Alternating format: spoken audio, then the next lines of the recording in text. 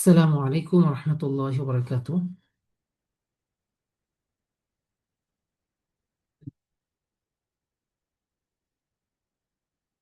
نحمده ونستعينه ونستغفره ونعوذ بالله من شرور أنفسنا. أما بعد، أعوذ بالله من الشيطان الرجيم. بسم الله الرحمن الرحيم. لقد كان لكم في رسول الله أسوة حسنة لمن كان يرجو الله واليوم الآخر وذكر الله كثيرا. صدق الله العظيم. الحمد لله। শুকরিয়া আল্লাহ সুবহানাহু ওয়া তাআলার কাছে, যিনি আমাদেরকে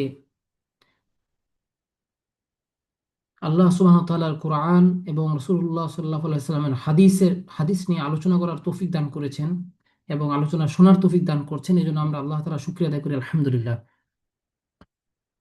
আজকে আমাদের তৃতীয় ক্লাস। আমরা ইনশাআল্লাহ অলরেডি দুটি ক্লাস অতিক্রম করেছি।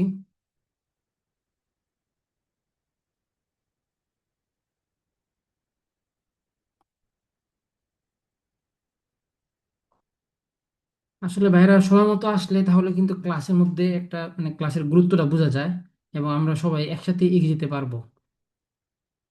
তো আমরা কালকে থেকে ইনশাল্লাহ ইন টাইমে আসার চেষ্টা করবো সবাই ইনশাল্লাহ। তাহলে হচ্ছে আমরা সবার পড়া ধরে সামনে আগাইতে আমাদের সহজ হবে ইনশাল্লাহ।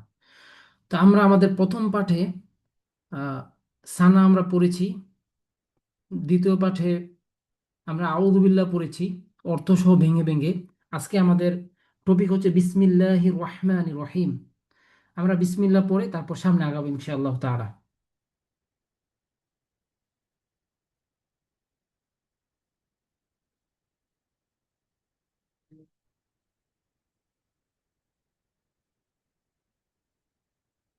তো বিসমিল্লাহির রহমানির রহিম এর অর্থ হচ্ছে আল্লাহর নামে শুরু করছি, যিনি পরম দয়ালু, অতি মেহেরবান। এখানে মূলত চারটি শব্দ, কিন্তু এর ভিতরে লুকিয়ে আছে পুরো ইসলামের সারাংশ। সুবহানাল্লাহ। মাত্র চারটা শব্দের মধ্যে আল্লাহ সুবহানাহু ওয়া তাআলা পুরো ইসলামকে এখানে লুকিয়ে রেখেছেন। যদি আমরা বিসমিল্লাহ শব্দটাকে ভেঙে আমরা দেখি, তাহলে আমরা পরিপূর্ণ একটা ধারণা পাবো ইনশাআল্লাহ তাআলা। প্রথমে হচ্ছে বিসমি। বিসমি আমরা এর আগে পড়েছি, ইসমুন হচ্ছে নাম। বিসমি, বি মানে হচ্ছে ধারা, এটাও আমরা পড়েছি। আমি গত ক্লাসে বলেছি যে প্রত্যেকটা শব্দ, একটা শব্দ যদি আমরা শিখি তাহলে কোরআনের মধ্যে কয়েকশো বার আমরা কোরআনের কয়েকশো শব্দ আমরা জানতে পারবো ইনশাআল্লাহ। বি অর্থ দ্বারা বা সহিত বা নিকটে, বিভিন্ন অর্থ দেয়। এই বি শব্দটা কোরআনে বিভিন্ন জায়গায় আসছে, কয়েকশো বার আসছে। আর ইসমুন অর্থ নাম, এটাও কোরআনে কয়েকশো বার আসছে। তো এই জন্য আমরা যে শব্দটা আসবে আমরা ভালোভাবে ইনশাল্লাহ আমরা ছোট তো কণ্ঠস্থ করে ফেলবো ইনশাল্লাহ। তাহলে আমাদের পরবর্তীতে আমাদের জন্য সহজ হবে। তো বিসমিল্লাহ মানে হচ্ছে আল্লাহর নামে। এই বিসমি শব্দটা এখানে বা অক্ষরটি মূলত সাহায্য এবং আশ্রয়ের অর্থ বহন করে। ইসমি মানে শুধু নামে শুরু করা নয়, এখানে বরং তার নামকে সামনে রেখে তার শক্তির উপর ভরসা করে শুরু করা, এখানে ব্যাপক অর্থ বহন করে এখানে। আর আল্লাহ, আল্লাহ শব্দটি আমরা সবাই জানি এটা একটা এমন একটি ভাষা যার কোনো বহু বচন নাই এবং যার কোনো স্ত্রীলিঙ্গ নাই, এর কোনো ছোট রূপ নাই। এই নামটি শুধু সেই সত্তার জন্য একমাত্র খাস, যিনি আসমান এবং জমিন সৃষ্টি করেছেন। তো এই নামে যা চাওয়া হয় এ কবুল হওয়ার জন্য একটা সম্ভাবনা অনেক বেশি থাকে। তো বিসমিল্লাহ অর্থ হচ্ছে আমরা আল্লাহ তাআলার নামে শুরু করছি। আর রহমান অর্থ হচ্ছে পরম, আর রহমান অর্থ পরম করুণাময়। আর রহমান, এখানে একটা বিষয় জানার রয়েছে, সেটা হচ্ছে আর রহিম হচ্ছে পরম দয়ালু। তো রহমান এবং রহিম এই দুইটার মধ্যে পার্থক্য কি?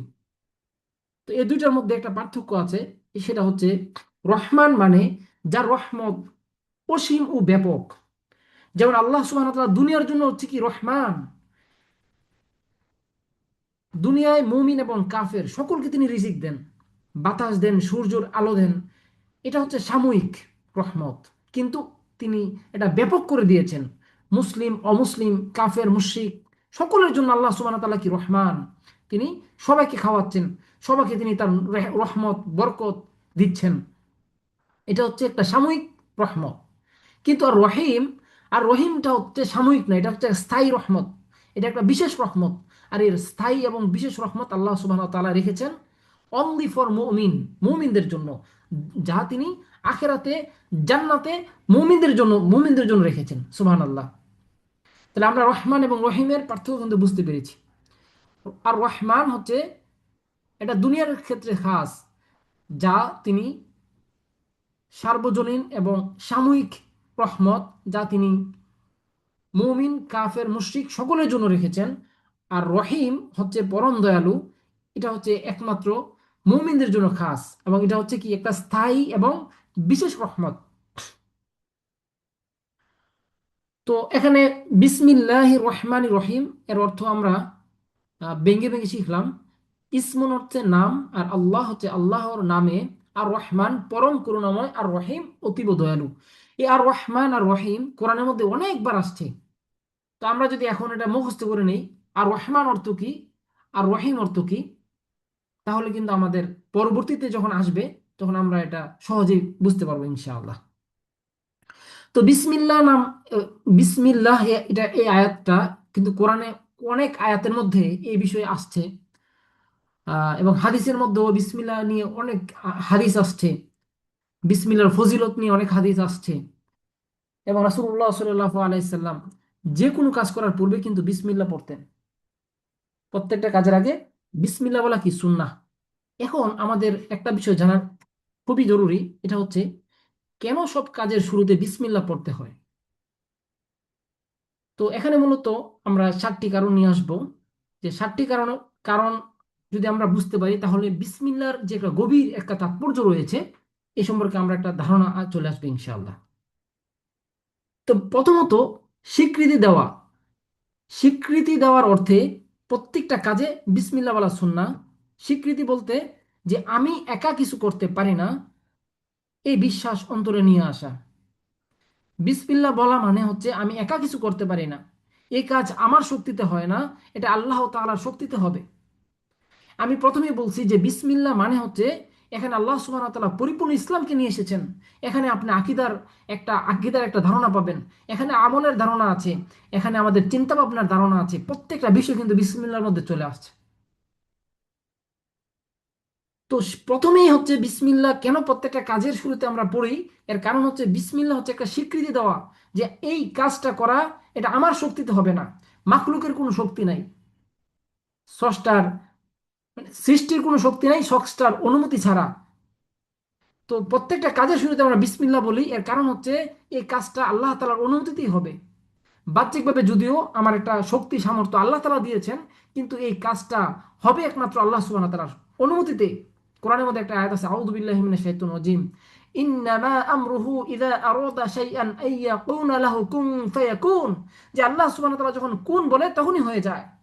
এখানে কোরআনে আরো একটা আয়াত আছে যে তুমি নিক্ষেপ করো না, বরং আল্লাহ তাআলাই কি নিক্ষেপ করেন। আসলে আমাদের কোনো শক্তি সামর্থ্য যোগ্যতা নাই, যতটুকু বাহ্যিকভাবে আমরা দেখছি এটা আল্লাহ তাআলা আমাদেরকে দিয়েছেন, কিন্তু প্রত্যেকটা কাজ আল্লাহ সুবহানাহু ওয়া তাআলার অনুমতিক্রমেই হয়, আমাদের কোনো যোগ্যতা নাই। এই বিসমিল্লাহ বলার এটা একটা কি মূল কারণ, যে প্রত্যেকটা কাজ আল্লাহ সুবহানাহু ওয়া তাআলার অনুমতিক্রমেই হচ্ছে, আমাদের কোনো শক্তি সামর্থ্য যোগ্যতা নাই। এই কথা কি করা, অন্তরে বিশ্বাস করা এবং লালন করা, এটা হচ্ছে এই কারণে আমরা প্রত্যেকটা কাজের শুরুতে বিসমিল্লাহ বলি। 2 নম্বর হচ্ছে আমরা বরকত নিশ্চিত করার জন্য আল্লাহর নাম নিয়ে প্রত্যেকটা যে কোনো কাজ আমরা শুরু করি। বরকত, এর আগের ক্লাসে আমরা পড়েছি যে আল্লাহ সুবহানাহু ওয়া তাআলার নামের মধ্যে কত বারাকা। তাবারাকাল্লাযী, সূরা সানার মধ্যে আমরা তাবারকা পড়েছি। তখন আমরা এই বিষয়টা আলোচনা করেছিলাম যে আল্লাহ তাআলার নামের মধ্যে কি বারাকা রয়েছে।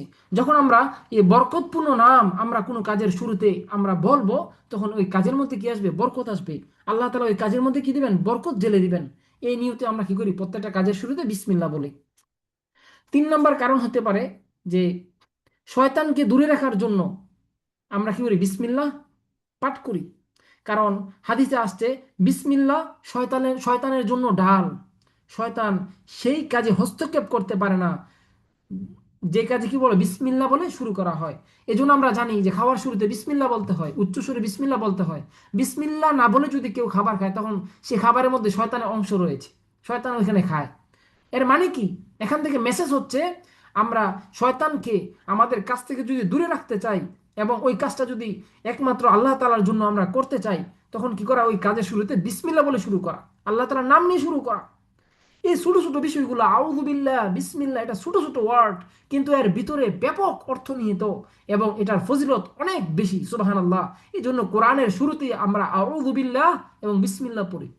এই ছোট ছোট বিষয়গুলো কিন্তু আমরা নর্মালি চিন্তা ভাবনা করি না, এটা কিন্তু ব্যাপক একটা বিষয়। তারপর আমরা কেন বিসমিল্লাহ পড়ি, আরো কিছু কারণ থাকতে পারে, যেমন কোনো কাজকে এবাদতে পরিণত করার জন্য আমরা ওই কাজের শুরুতে বিসমিল্লাহ বলি। কারণ আমরা প্রথমে যে আয়াতটা আমি পড়েছি, লাকাদ কানা লাকুম ফি রাসূলিল্লাহি উসওয়াতুন হাসানাহ লিমান কানা ইয়ারজুল্লাহ ওয়াল ইয়াউমাল আখির, যে রাসূলুল্লাহ সাল্লাল্লাহু আলাইহি সাল্লাম হচ্ছে কি আমাদের জন্য উত্তম আদর্শ। এজন্য প্রত্যেকটা কাজে যখন আমরা রাসূলুল্লাহ সাল্লাল্লাহু আলাইহি সাল্লামকে অনুসরণ করব, তখন কি হবে, আমার কাজটা ইবাদতে পরিণত হয়ে যাবে, সুবহানাল্লাহ। এটা যে কোনো কাজ হইতে পারে, ছোট থেকে ছোট, ছোট থেকে ছোট, আদনা থেকে আদনা, ছোট কাজ হোক, যখন রাসূলুল্লাহ সাল্লাল্লাহু আলাইহি সাল্লাম এই কাজটা এভাবে করেছেন, আমি যখন তার অনুসরণ করব, তখন এই কাজটা নেকি হয়ে যাবে, সুবহানাল্লাহ। কত সুন্দর ইসলাম। তারপর হতে পারে আল্লাহ তাআলার সাথে সম্পর্ক তাজা করা। প্রতিটি কাজে বিসমিল্লাহ বলা মানে হচ্ছে আমি প্রত্যেকটা কাজে আল্লাহ তাআলা কি করতেছি, স্মরণ করতেছি। প্রত্যেকটা কাজের শুরুতে আমি আল্লাহ তাআলাকে কি করতেছি, স্মরণ করতেছি। যখন আমরা প্রতিটা কাজের শুরুতে আল্লাহ তাআলার স্মরণ করব, তখন আল্লাহ তাআলার সাথে সম্পর্ক আমার কি হবে, মজবুত হবে। এটা তো বাহ্যিকভাবে দুনিয়ার ক্ষেত্রেও একই সূত্র প্রযোজ্য। যখন আমরা কোনো মানুষকে বারবার স্মরণ করি, তখন তার সাথে আমার সম্পর্ক বৃদ্ধি পায়। আল্লাহ সুবহানাহু ওয়া তাআলাকে আল্লাহ তাআলা তো নিজেই কমান্ড দিয়েছেন যে তোমরা কি করো, আমাকে স্মরণ করো, আমার জিকির করো। তাহলে সব সময় আমার জিকির করো, আমার স্মরণ করো। আচ্ছা, সব সময় কি জিকির স্মরণ কিভাবে করব? এর মানে হচ্ছে প্রত্যেকটা কাজে আল্লাহ সুবহানাহু ওয়া তাআলার নাম কি করা, নিয়ে কাজটা শুরু করা। প্রত্যেকটা কাজে রাসূলুল্লাহ সাল্লাল্লাহু আলাইহি সাল্লামকে অনুসরণ করা, যে রাসূল এই কাজটা কিভাবে করেছেন, আমি এই কাজটা ওইভাবেই করব। এটাই হচ্ছে আল্লাহ তাআলাকে প্রত্যেকটা কাজে স্মরণ করা, সুবহানাল্লাহ। লাস্ট নাম্বার আরেকটা কারণ হতে পারে যে প্রতিটা কাজের পরিণতি আল্লাহ তাআলার হাতে সুপর্দ করা। বিসমিল্লাহ বলা মানে হচ্ছে এই কাজের পরিণতি কি হবে, এটা হবে আল্লাহ তাআলার কাছে কি করা, সুপর্দ করে দিলাম, সুবহানাল্লাহ।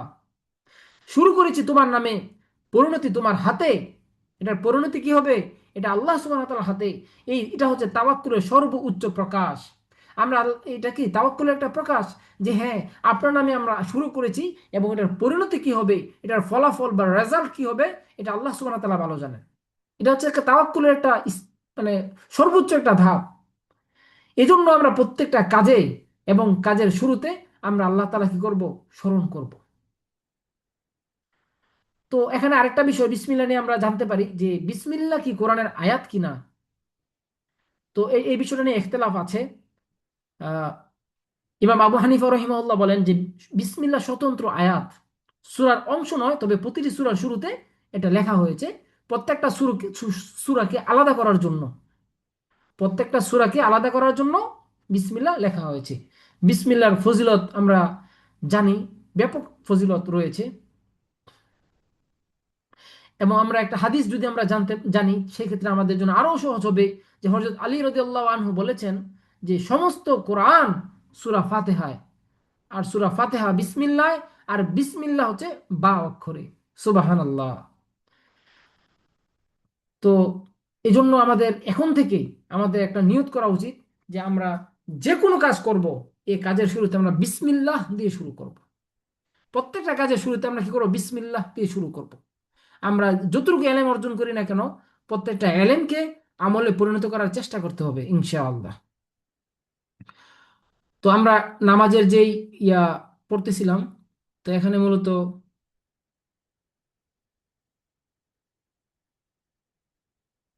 আমাদের আজকে অনেক ভাই আজকে আসে নাই আসলে। এই জন্য আমরা আসলে পড়াটা ভাবে ধরতে পারতেছি না। আমাদের গত ক্লাসে সানা পড়া হয়েছিল, এবং এর আগের ক্লাসে হচ্ছে এর এর আগে হচ্ছে আউযু বিল্লাহ মিনাশ শাইতানির রাজিম, পর আজকে হচ্ছে বিসমিল্লাহ। আমাদের তিনটা টপিক আলহামদুলিল্লাহ শেষ হয়েছে। তো আমরা পরবর্তী ক্লাসে আমরা বিসমিল্লাহ পর্যন্ত আমাদের পড়া থাকবে। আমরা যেন প্রত্যেকটা আহ, শব্দ আমরা শোনা মাত্র যেন আমরা অর্থ বলতে পারি। যেমন আর রহমান অর্থ অতি দয়ালু, আর রহমান অর্থ পরম করুণাময়, আর রহিম অর্থ অতি দয়ালু, আর বিসমিল্লাহ অর্থ শুরু করছি আল্লাহ সুবহানাহু ওয়া তাআলার নামে।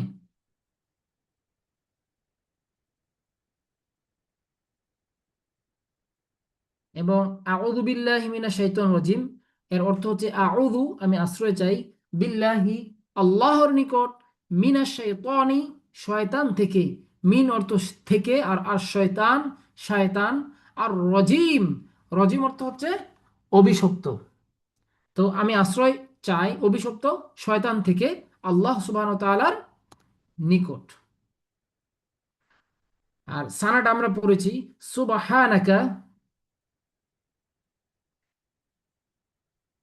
সুবহানাকা আপনি কত পবিত্র, কত মহান বা সকল ত্রুটিমুক্ত, আল্লাহুম্মা হে আল্লাহ, ও বিহামদিকা আর প্রশংসা আপনারই, ও তাবারাকাসমুকা আর আপনার নাম বরকতময় বা মহিমান্বিত, ও তাআলা জাদ্দুকা আপনার মর্যাদা অতি উচ্চ বা সমুন্নত, ওয়ালা ইলাহা গায়রুক আপনি ছাড়া ইবাদতের আপনি ছাড়া কোনো মাবুদ নাই বা ইবাদতের যোগ্য কেউ নাই।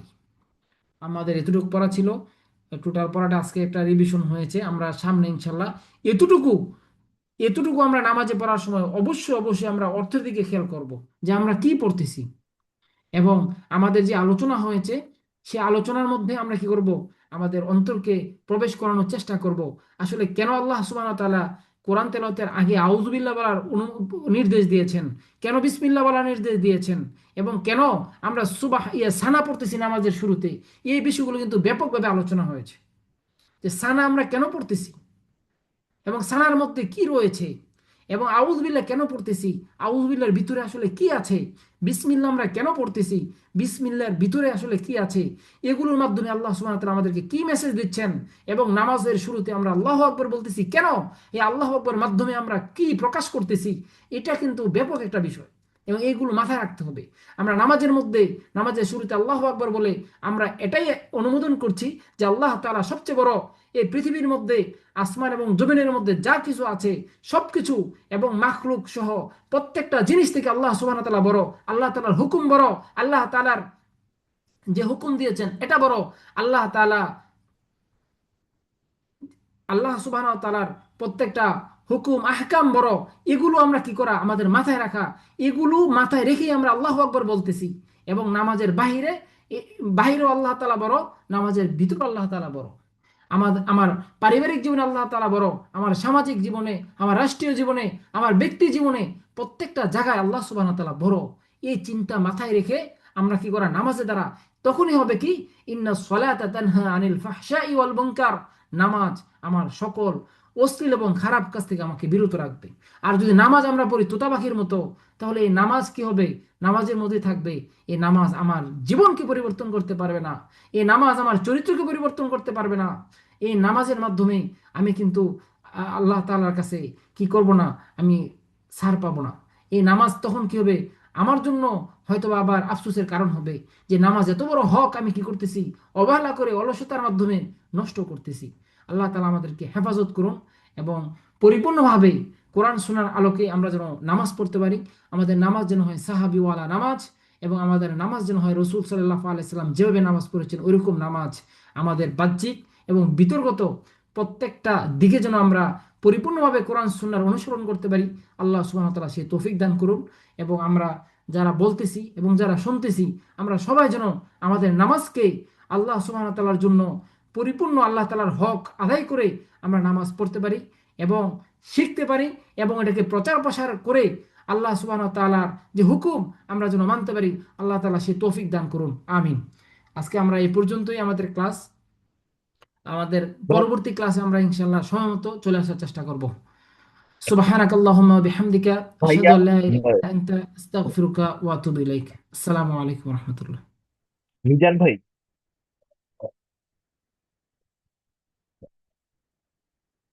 শোনা যায় না ভাই?